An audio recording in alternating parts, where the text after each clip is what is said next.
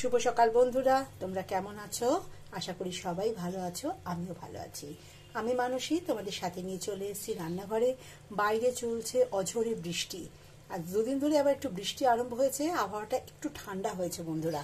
এই দেখো সকাল সকাল বাজার থেকে কি চলে এসছে, বাজার থেকে চলে এসছে মাটন দিয়ে দিয়েছে। তোমাদের তো আমি বলেছি আমি চর্বি কখনোই মশলার সাথে কষাই না। চর্বিটা আমি যখন জলটা দিই, মাংস সেদ্ধ হওয়া প্রেশার কুকার থেকে যখন আমি জলটা দিই, তখন মাংস কষে যাওয়ার পরে প্রেশার কুকারে যে সেদ্ধ জলটা থাকে যখন দিই, দেওয়ার পরে আমি চর্বিগুলো দিয়ে দিই।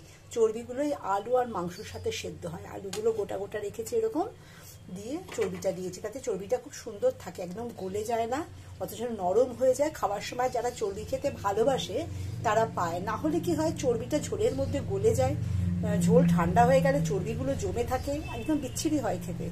আমি কিন্তু বন্ধুরা এইভাবেই করে থাকি, তোমরা এইভাবে করে দেখো, ভালো লাগবে। অন্তত যারা বাড়িতে চর্বি খেতে ভালোবাসে মাটনের, তাদের খুব ভালো লাগবে, ভাতের সাথে সুন্দর তারা মাখিয়ে খেতে পারবে। যথারীতি আমার বাড়ির সামনে তো রাস্তা বন্ধুরা, গাড়ি যাচ্ছে, ওগুলো তোমরা একটু মানে করো না, যাচ্ছে গাড়ির আওয়াজ ভীষণ হয়। তো এই হলো, আমি মাটনটা করছি এখন, মাটনের ঝোলটা ফুটছে। আর যেটা করে নিয়েছি বন্ধুরা, এই দেখো ফুলকপি দিয়ে এখানে একটু কাটা ভেটকি মাছ, যে ভেটকি মাছ ছিল, ভেটকি মাছ, এই যে ভেটকি মাছ ফুলকপি দিয়ে আলু দিয়ে পাতলা ঝোল, আদা জিরে বাটা দিয়ে পাতলা ঝোল করে নিয়েছি। এখানে আছে উচ্ছে আর আলু, এই উচ্ছে আর আলুটা বন্ধুরা এটা মাখাবো একসাথে করে, কাঁচা লঙ্কা, একটু সর্ষের তেল, লবণ দিয়ে, আর একটু গোলমরিচের গুঁড়ো দিয়ে। সর্দি কাশির ভালো আমি একটুখানি সেদ্ধ মাখাতে আমি একটু গোলমরিচের গুঁড়ো দিই বন্ধুরা, এটা খুব ভালো লাগে এবং শরীরের পক্ষেও সেটা খুব উপকারী। এটা আমি একটু মাখাইনি, ওটা মাখাবো।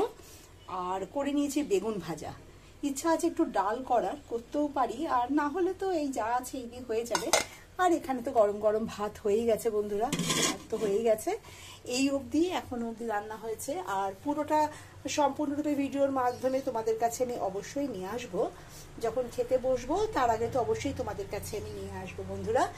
আর তোমরা কিন্তু আমাকে কেউ জানাতে ভুলো না তোমরা কে কি আজকে রান্না করছো। আর বৃষ্টি আরম্ভ হয়েছে, আবার একটু সর্দি কাশি গলা ব্যথা এগুলো তো লেগেই আছে, কারণ কখনো খুব গরম ঘামেতে গলা ব্যথা হয়ে যাচ্ছে, আবার কখনো বৃষ্টির জল মাথায় পড়লে আবার তাতে আবার ঠান্ডা লেগে সর্দি কাশি আরম্ভ হয়ে যাচ্ছে। তোমরা সবাই খুব সাবধানে থেকো বন্ধুরা, একটু গোলমরিচ আদা এগুলো খাদ্য তালিকার মধ্যে রেখো।